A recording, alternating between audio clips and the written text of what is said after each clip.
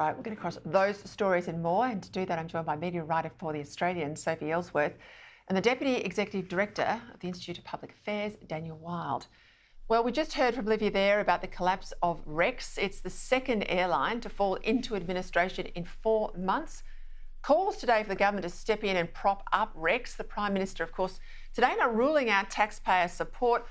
I have to say, I'll upset my friends in the country here, but I am not a fan of governments throwing taxpayer money at any sort of private business, even if it's an airline we need in a country area.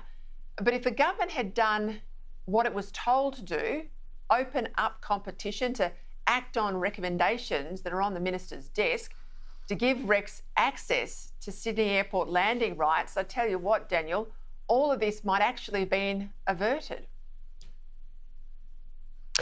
Well, that's right, Peter. I'm not holding my breath for any pro-competitive policies coming out of this government when it comes to the aviation sector. Of course, Qantas works hand in glove with the government, and there was a quid pro quo whereby the government blocked access of Qatar Airways into Australia to restrict that competition to further support the profits of Qantas in exchange for Qantas supporting the divisive voice to Parliament. It was basically taxpayer funds go to Qantas and that gets back out recycled to campaign in favour of the voice to Parliament, which 60% of Australians rejected. So there's that issue.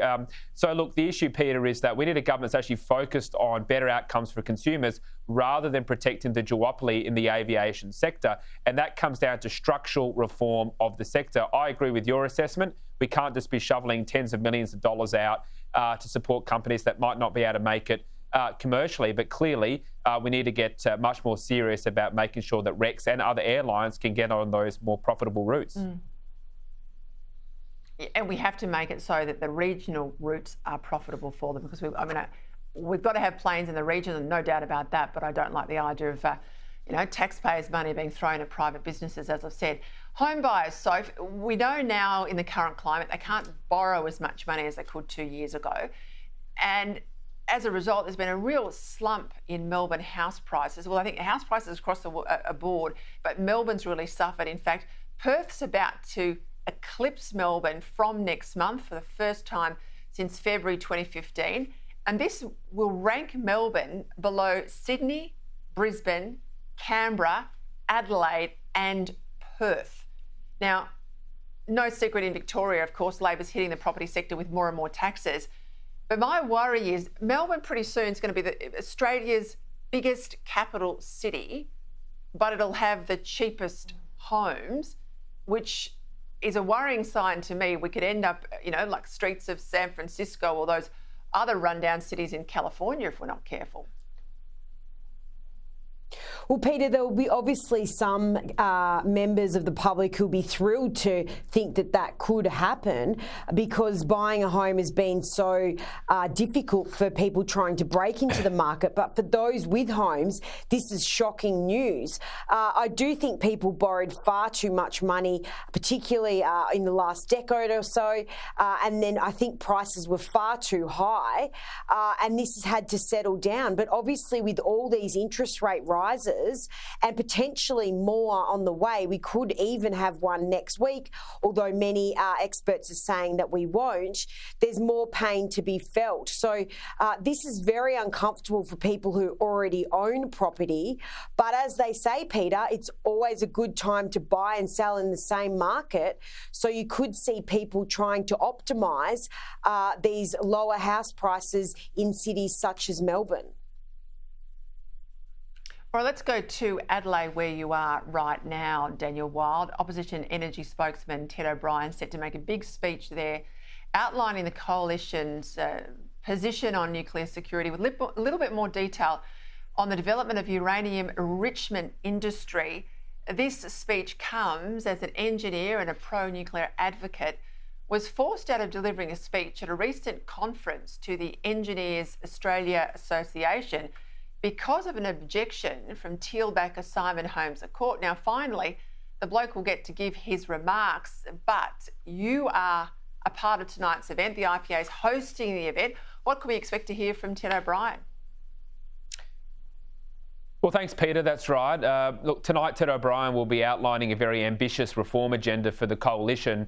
not just in relation to the energy supply from potential nuclear power stations that we know about, but an entire new industry in Australia around uranium and the value-add process that industry could have for our nation's future. And there's been some reports in the media about that already. And I think it goes to the point, Peter, that what we're seeing is the opposition providing a debate for the community. They're willing to undertake, what is often considered to be tough issues, and to make sure there's better information out there for people to make a choice. Because clearly the current approach of this government is not working. Prices are going up, reliability is going down, the jobs are going out, but they're doubling down on a failed strategy with the net zero policy of these large-scale solar and wind projects in country areas that are dividing the communities and are expensive and not getting the job done in terms of energy reliability. So I think what the coalition's offering is very exciting for the future, and clearly Australians are very hungry to have a proper debate about this critical matter. Well, let's go to the US. More controversy there in the US presidential campaign. Donald Trump openly questioning whether Kamala Harris became a black person. That's his quote, to get ahead in politics, during an appearance at an event for black journalists. Now, she did not appear at this event for the journalists, nor has she done an interview at all with journalists since she became the nominee, or the de facto nominee. But President Trump was there. US correspondent Annalise Nielsen has more. From the moment he stepped onto the stage at the National Association of Black Journalists conference, it was clear there wasn't going to be a warm welcome for Donald Trump. Sir, do you believe that Vice President Kamala Harris is only on the ticket because she is a black woman? I've known her a long time indirectly. She was always of Indian heritage, and she was only promoting Indian heritage. I didn't know she was black until a number of years ago when she happened to turn black, and now she wants to be known as black. I respect either one, but she obviously doesn't, because she was Indian all the way, and then all of a sudden she made a turn and she became a black person. One of the weaknesses in Joe Biden's re-election campaign was the deterioration of support for the president among black voters, who typically lean more Democrat. Those same voters have been leaning towards Donald Trump, and polling shows that's largely because of his economic policies. However, messy appearances like this one will undoubtedly be a setback for Trump's campaign. Is repulsive, it's insulting, and, no one has any right to tell someone who they are, how they identify. That is no one's right. Meanwhile, Kamala Harris skipped out on attending the National Association of Black Journalists conference entirely, but following backlash has agreed to organise a Zoom call in September. Harris has not taken part in a single interview with a journalist since it was announced Joe Biden was stepping down as the Democratic candidate for president.